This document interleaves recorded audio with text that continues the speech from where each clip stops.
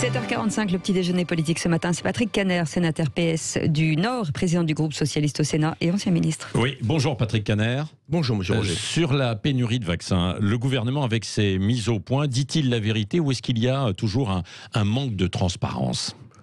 J'espère qu'il dit la vérité aux Français. Par contre, la question c'est est-ce qu'il la maîtrise? Oui. Et aujourd'hui, je crois qu'on est devant un gouvernement qui navigue à vue, qui n'a pas anticipé la situation, qui change de braquet en permanence, stop and go sur les questions du confinement ou du déconfinement. J'ai envie de dire une inquiétude que ressentent les Français, une anxiété, ils n'arrivent pas à se projeter. Je vais vous donner un exemple que j'ai vécu en personne, puisque j'ai assisté il y a une dizaine de jours à une réunion avec Jean Castex et Olivier Véran en visioconférence, où ils nous disaient voilà, on va changer de braquet et on va ouvrir aux plus de 75 ans la fameuse vaccination. Les plus de 75 ans, je vous donne les chiffres quand même. 1 million en EHPAD, 5 millions dans la vie, je dirais, normale, classique. Ça fait donc 6 millions de personnes. Et dans la même réunion, Olivier Véran dit, et il confirme, qu'il y aura 1 million de vaccinés à la fin du mois de janvier. Cherchez l'erreur. C'est-à-dire qu'on a ouvert une boîte de Pandore qu'on n'est pas capable de fermer parce qu'on a créé un espoir et surtout malheureusement une illusion pour beaucoup de Français. Oui, c'est ça. Bon, ça vient en fait des contrats, quoi qu'il en soit. Peut-être qu'ils auraient dû être plus transparents dès le début en disant de toute manière on n'aura que tant de vaccins par les contrats que l'on a passés en fait avec les labos et via l'Europe et que ça va demander plus de temps. Mais c'était assumé par le gouvernement puisque au départ, rappelez-vous, la première semaine très lente au niveau des vaccinations parce que le gouvernement savait qu'il n'avait pas les doses suffisantes. Et puis le même président du Conseil de défense, vous voyez à qui je fais allusion, Emmanuel Macron, qui avait validé cette stratégie. Une semaine après, dans un grand journal du dimanche, pour ne pas le citer, tape du poing sur la table en disant mais non, il faut aller beaucoup plus vite. Donc c'est de la navigation à vue. Je répète cette expression. Bon, le couvre-feu à 18h, ça marche ou pas selon vous, Patrick Kanner? Est-ce que c'est efficace? Ça améliore les choses. Mais vous voyez bien quand même les chiffres d'hier soir. On est toujours sur un plateau très haut, 23 000. Beaucoup de personnes qui rentrent en réanimation, à l'hôpital, etc. Je pense qu'à ce stade, on peut s'interroger sur le caractère de l'efficacité de cette mesure, qui est sûrement utile. La question, c'est est-ce qu'elle est suffisante? Donc vous prenez par exemple un 3e reconfinement, c'est ça? Vous savez, sur d'autres médias, j'ai confirmé, je confirme qu'il faudrait tout faire pour l'éviter. Mais tant qu'on est sur une vaccination aussi faible, une immunité collective aussi faible, eh bien, je pense que mais pourquoi, par exemple, en Espagne, les restaurants sont encore en fait ouverts avec des restrictions, etc. Le couvre-feu est beaucoup plus tardif et au niveau des chiffres, c'est pas plus catastrophique qu'en France, quoi. C'est vrai. Est-ce que les gestes barrières sont plus respectés en Espagne qu'ailleurs? C'est possible. En tout cas, moi, je me limite à notre territoire national, c'est largement suffisant, et on voit bien qu'on n'est pas bon. C'est mieux qu'en octobre. Nous étions à 50 000 contaminations par jour. Là, nous sommes à peu près à la moitié en moyenne. 25 000, on est revenu très haut, quoi. Mais c'est pas les 5 000 qui étaient espérés par le gouvernement. Donc, je crains malheureusement qu'un 3e reconfinement se profile à l'horizon. Alors certains disent que ça va être catastrophique pour l'économie. Patrick Kanner, quand même, non? C'est déjà le cas. C'est déjà le cas. Vous savez, depuis un an, nous vivons sur le ruissellement de la dette publique.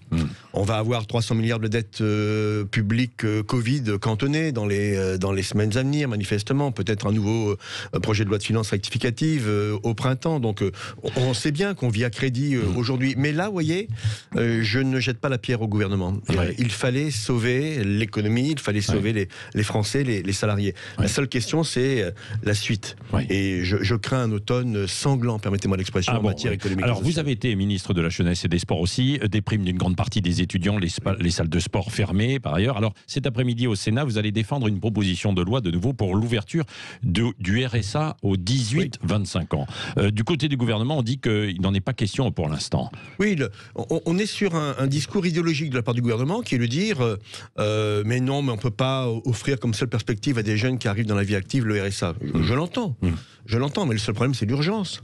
Vous avez aujourd'hui 1,5 million de jeunes qui vivent en dessous du seuil de pauvreté. C'est le 5e des jeunes dans notre pays de 18 à 25 ans qui vivent en dessous du seuil de pauvreté. 30% des jeunes de 25 ans sont touchés par le chômage. Ils n'ont plus de petits boulots à cause de la crise sanitaire. Qu'est-ce que vous voulez que je vous dise? Nous, on est dans une démarche pragmatique. Il faut donner à manger. Oui. Et d'ailleurs, ils vont aujourd'hui, je préfère un RSA aux jeunes de moins de 25 ans que de les voir à la soupe populaire. Pour tous les jeunes ou pour certains jeunes? Parce qu'il existe déjà par exemple, c'est vous qui aviez lancé la garantie jeune. Oui. C'est ça, allocation de 500 € déjà. Regardez bien les chiffres. Je vous ai parlé d'1,5 million de jeunes qui sont en dessous du seuil de pauvreté. La garantie jeune aujourd'hui, qui est un très très bon système, non pas parce que je l'ai porté, mais parce qu'il est utile, efficace et reconnu par toutes et tous, y compris par le gouvernement, c'est 100 000 jeunes. Et donc il y a un décalage. Et développer... Donc c'est ce delta entre les 100 000 et 1,5 million. C'est pas pour tous les jeunes, quoi, bien sûr. Non, c'est pas pour tous les jeunes, c'est pour les jeunes qui en ont besoin. C'est pas un revenu minimum universel, c'est un revenu minimum pour ceux qui en ont besoin. Et donc aujourd'hui, il faut sauver une partie de notre jeunesse qui ne peut pas aller en permanence au Secours populaire, chez Emmaüs, au restaurant du cœur. Enfin, c'est quand même une vraie interrogation que la 7e puissance mondiale la plus riche, ou la 6e, ça dépend des chiffres, soit amenée à ce que sa jeunesse aille à la Secours populaire. Est-ce que votre texte va quand même être voté cet après-midi? Il y a des chances d'être adopté? Non, il ne sera pas. Parce que la droite reste sur cette logique. Mais je peux vous dire que je n'aurai pas de nom, vous m'excuserez, mais nous avons interpellé par ce texte beaucoup de sénateurs de droite qui disent oui, il y a quand même une situation d'urgence et il faut une réponse d'urgence. Oui. Les salles de sport fermées également. Vous avez été ministre des Sports. Est-ce que c'est pas un tour de vis là qui est systématique et trop fort, avec une administration qui va pas voir en fait ce qui se passe et résultat, à côté de ça, beaucoup de gens qui dépriment, quoi, non? Salle de sport, mais aussi vous pouvez regarder les cours de sport dans les écoles. Oui. On est sur le les cours de sport ont eu lieu jusqu'à présent. Oui, dans les mais écoles. donc maintenant ils sont aussi ratiboisés. On est sur un supplice chinois ou un supplice du garrot, prenez le supplice qui vous plaît, entre guillemets, permanent. Et je crois que c'est ça qui devient insupportable pour les Français. C'est une acceptabilité aux mesures qui sont prises et surtout oui, mais en même temps vous êtes un peu c'est paradoxal ce que vous dites, parce que tout à l'heure vous disiez il va falloir sans doute fermer en fait beaucoup plus de choses, et puis là quand vous évoquez ces salles de sport, vous dites il faudrait peut-être ce que je veux dire par là, c'est que il faut que le discours soit clair. S'il y a des mesures fortes à prendre, prenons-les, expliquons-les. On a un problème de défiance aujourd'hui des Français à l'égard de leurs gouvernants. Après la question des masques, des tests, aujourd'hui des vaccinations, ne pas avoir confiance dans la gouvernance du pays, c'est très très grave, je pense, en termes là aussi de climat dans notre pays. Aujourd'hui, je crois que les Français demandent simplement de la vérité. Si on ne peut pas vacciner, eh bien on ne vaccine pas. Mais on l'explique, Oui, Patrick Kanner, Conseil des ministres aujourd'hui, on va notamment évoquer le projet de loi constitutionnelle autour en fait du climat, de l'environnement, etc. Il y a toujours cette idée de référendum dans l'air. C'est nécessaire ou pas, selon vous? C'est superfétatoire. C'est en plus. Aujourd'hui, la charte de l'environnement a été intégrée dans la Constitution par Jacques Chirac et a une reconnaissance constitutionnelle. Donc on n'a pas besoin de rajouter des choses qui d'ailleurs sont pas très claires au niveau de l'écriture. Admettons. Le référendum, pourquoi faire? Aujourd'hui, par la simple application de l'article 89 de la Constitution, le gouvernement pourrait demander au Parlement d'intégrer cela par la voie du Congrès. Le référendum, c'est une sorte de vote qu'espère M. Macron pour préparer sa campagne présidentielle. Il prend un risque énorme. Parlons justement. Parce qu'il peut avoir un refus. Il peut avoir effectivement un refus. Il y a une autre élection, puisqu'on parle en fait de démocratie, les régionales. Vous serez sans doute candidat pour la région en fait, la région du Grand Nord, absolument, des Hauts-de-France. Grand Nord. Mais les Hauts-de-France. Non, mais c'est vrai. Même j'aime bien le Nord. Quand même. Vos racines, elles sont bien là-bas, Patrick Kanner.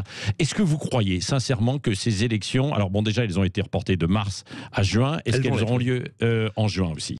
Moi je le souhaite. Je crois qu'il ne faut pas mettre sous été noir une élection, un rendez-vous démocratique. Vous le souhaitez, ça veut dire que vous avez un doute, quoi. Oui, j'ai un doute. J'ai un doute parce que le gouvernement ne fait pas beaucoup d'efforts pour qu'elle soit organisée. Il n'y a pas de vote par correspondance prévu. Il n'y a pas de vote anticipé, comme aux États-Unis. Et on a vu qu'il y a eu une élection démocratique qui s'est déroulée dans un climat de crise sanitaire. On n'a pas prévu de nouveaux moyens de communication pour remplacer, entre guillemets, les porte-à-porte ou les marchés. Donc c'est vraiment une loi de report au minimum que nous allons adopter la semaine prochaine au Sénat, la semaine suivante à l'Assemblée nationale. Donc le fait que le gouvernement ne veuille pas modifier le code électoral m'inquiète sur ses intentions réelles. Bon, vous voulez dire que, si c'est pour être assez clair, qu'Emmanuel Macron ne veut pas de ces régionales au mois de juin, il n'en a pas envie et qu'il n'y en aura pas. Alors, il n'en a pas envie. Il a vu le résultat catastrophique pour lui des municipales et il sait qu'il n'y aura aucun président de département ou de région qui serait de sa sensibilité politique. Et donc pour lui, effectivement, c'est une étape à enjamber. Oui, vous avez évoqué les États-Unis. Un mot, Patrick Kanner, aujourd'hui, donc avec l'investiture de Joe Biden. Qu'est-ce que vous attendez de Biden? Et est-ce que finalement tout a été négatif avec Trump? Il a eu des résultats économiques par un ultralibéralisme, mais qui a fait des dégâts terribles sur le plan social. Quand on supprime le Barack Obama Care, on voit ce que ça donne aujourd'hui sur le plan de la pauvreté aux États-Unis. Donc c'est un président de droite, pour ne pas dire de droite extrême, qui s'en va pour un président qui n'est pas de gauche. Les démocrates sont des gens de centre-gauche, je dirais. Il est quand même plus de gauche, quoi, non? Il est quand même plus de gauche. Ouais. En tout cas, il a des signes. Vous voyez, quand vous avez une vice-présidente de couleur, quand vous avez une ministre de la Santé qui est transgenre, etc., je me dis que l'Amérique va redonner espoir au monde entier, alors qu'elle donnait beaucoup de craintes au monde entier, notamment avec la rupture du multilatéralisme par M. Trump. M. Trump était un homme dangereux. Moi, je le dis comme je le pense. Il s'en va. Goodbye, Trump. Et à propos d'espoir, vous avez aussi de l'espoir dans Anne Hidalgo, à gauche, ou pas? Oui. C'est votre candidate? Je n'ai pas de candidat attitré. D'abord, elle n'est pas candidate à ce stade où je vous parle. Je pense qu'aujourd'hui, la gauche représente un espoir pour beaucoup de Français qui ont compris que le ni droite ni gauche, ça a amené dans le mur. Moi, je souhaite le clivage droite-gauche. J'espère que la gauche l'emportera. Bon, plutôt Hidalgo que Montebourg? Mais Montebourg n'est pas non plus candidat. Ne me faites pas dire ce que je n'ai pas dit. Je dis simplement que dans la sensibilité qui est la mienne, social-démocrate, je suis un fidèle de François Hollande, vous le savez. Mais est-ce qu'il ne perturbe pas un peu, là, justement, les jeux à gauche? Laissez-moi terminer, Monsieur Rocher. Simplement pour dire qu'il faut un candidat de la famille socialiste, social-démocrate à cette élection 2022. Et il est vrai que, ou François Hollande, mais il n'est pas candidat, chacun le sait bien, ou Anne Hidalgo, qui peut-être le serait, représenterait, je pense, un espoir pour cette gauche de gouvernement qui est aujourd'hui très orpheline, qui a cru parfois en Emmanuel Macron, mais qui aujourd'hui s'aperçoit que c'est un homme de droite, très giscardisé, permettez-moi l'expression, avec respect pour la mémoire de l'ancien président de la République. Patrick Kanner, dernière question avec Cécile. Oui, la moitié des associations de Montpellier, dont la Ligue des droits de l'homme, ont refusé de signer la charte de la laïcité de Mickaël Delafosse, qui est maire PS à Montpellier. Est-ce qu'il faut leur supprimer ou mettre fin aux subventions?